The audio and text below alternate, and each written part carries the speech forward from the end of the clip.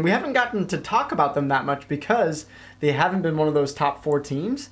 But Leon is really a shining star, I think, for Rayleigh Gamers. So well done, Leon. We appreciate you playing for Rayleigh Gamers.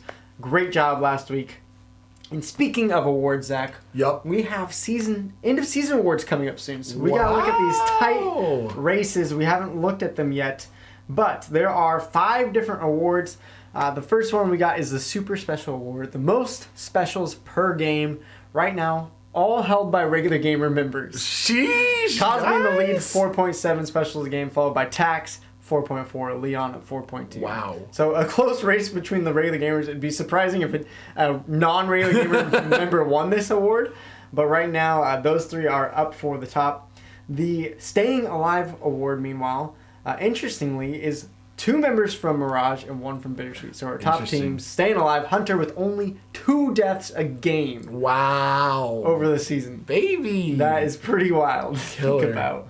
No, it's not Killer, actually. Oh, right. Well, he's killing other people so he doesn't get killered, right? Yes. Good work, That's Zach. how that works. Proud of you.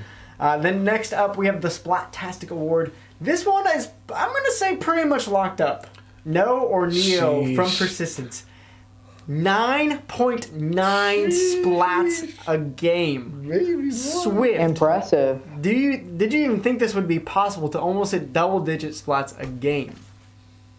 It's very hard, especially with going against really good teams, getting knocked out some games. Getting 10 splats a game as an average is very, very good. I'm very surprised. Yeah, well done to him. Probably going to keep on that award unless something very miserable happens for him in the last 2 weeks of play.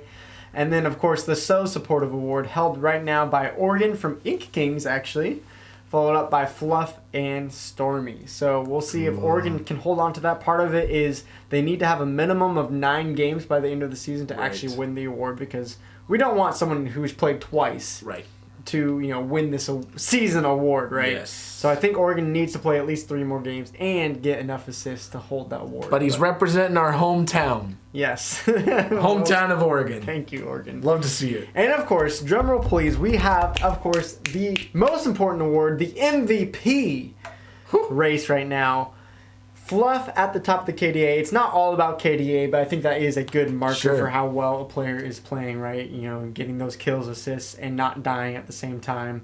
So right now we have Fluff, followed by Hunter, Nigel, Ghost, and Pepe. So right now, as it stands, I believe we have 2 Bittersweet members and 3 Mirage players sitting at the best chance to possibly win MVP. So some other stats to look at, you got your specials per game. Fluff is leading that. And then just how many games total, because we're talking about the most valuable player. It's not the player with the best stats. Yep. It's the player that meant most to their team, meant most to their record, and helped them win more games than maybe they should have. Sure. So when you're looking at that, Pepe maybe has the 5th worst KDA, or not worst KDA, the 5th best in our league. Got it. The worst of these 5 players. Sorry, that's what I meant to say.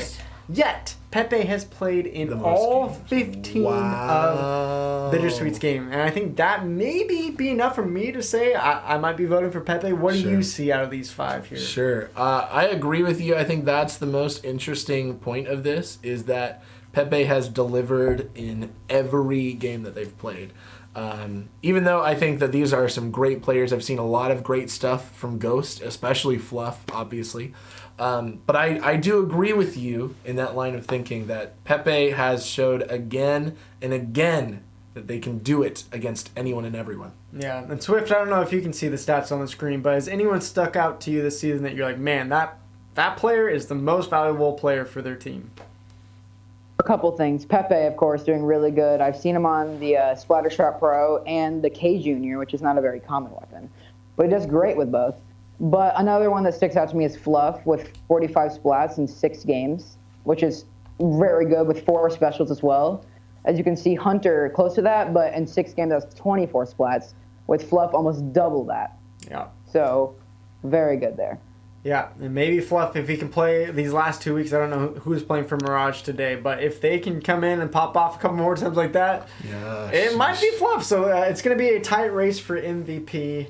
And we're excited to see who is going to win that. There are a couple other members from like Persistence and I believe even Nasty Majesty, Rayleigh Gamers, who